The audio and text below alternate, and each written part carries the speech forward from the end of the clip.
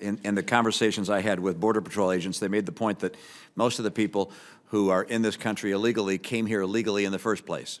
And therefore, building a wall is an important part of securing our land, but also making sure that people who come here illegally are unable to get jobs here, taking away jobs from our own employees. And therefore, the E-Verify system, many believed, was the most effective way we have to prevent people from taking jobs that have come here and are here illegally.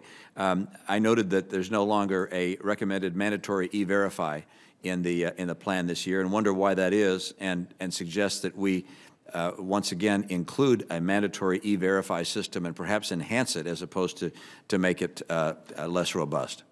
Well, we'll continue to look at that. Obviously, E-Verify is run out of USCIS from the department, and they continue to work on that. What we've heard from a number of businesses, and I think what the administration, the president, and others have heard from a number of businesses is the difficulty of using that system. So we're certainly taking a look at how to simplify, how to streamline the use of that system so that business can do that. And we certainly talk to them, particularly about the agricultural sector. And we continue to have discussions with them. Yeah, it just strikes me, it's not rocket science. I mean, if we have trouble with this, ask American Express or Visa or MasterCard how they give people a card and verify whether it's legitimate or not. And I'm concerned that this is a system that is really effective and is somehow we're stepping back from it.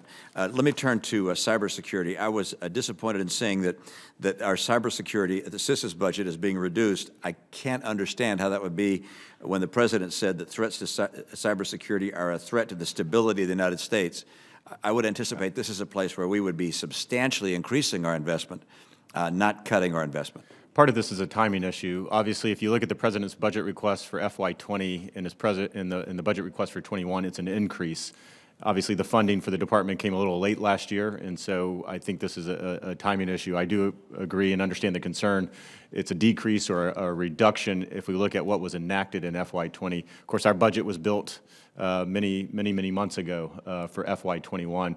We'll continue to work with Congress on what that right number is. I will say that I've talked to Director Krebs specifically about the budget. He feels confident that the 21 budget request fully funds all the mission-specific critical needs of CISA.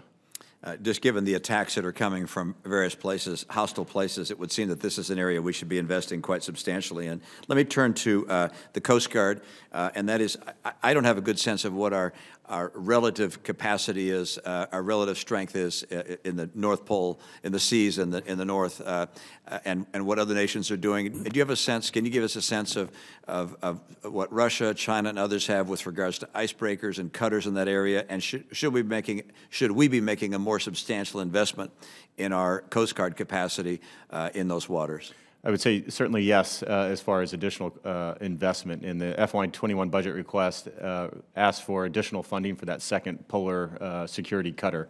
I will say the other countries that you mentioned have many more assets than we do. Why are we willing to live with the idea that they have many more assets there than we do? Why would we not make the investment to at least equal what other nations are doing in that part of the world? So again, we are doing just that in the FY21 budget request. It's $555 million for the second polar security cutter.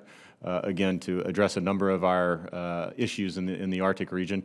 We'll continue to look at, if you ask to the Commandant the same question, he would have a plan for additional cutters, and again, working within the resources, national polar cutters, working within those resources, we need to make sure that we continue to fund that. But yes, that's an asset, that's a capability. Coast Guard's doing great work with the current polar security cutter that they have. I believe it's the Healy, which is about 40 to 44 years old.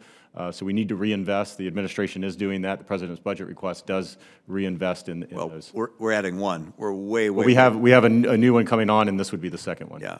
I just would anticipate that, or would encourage us to think about a much more robust investment in our capacity in those waters. Thank you.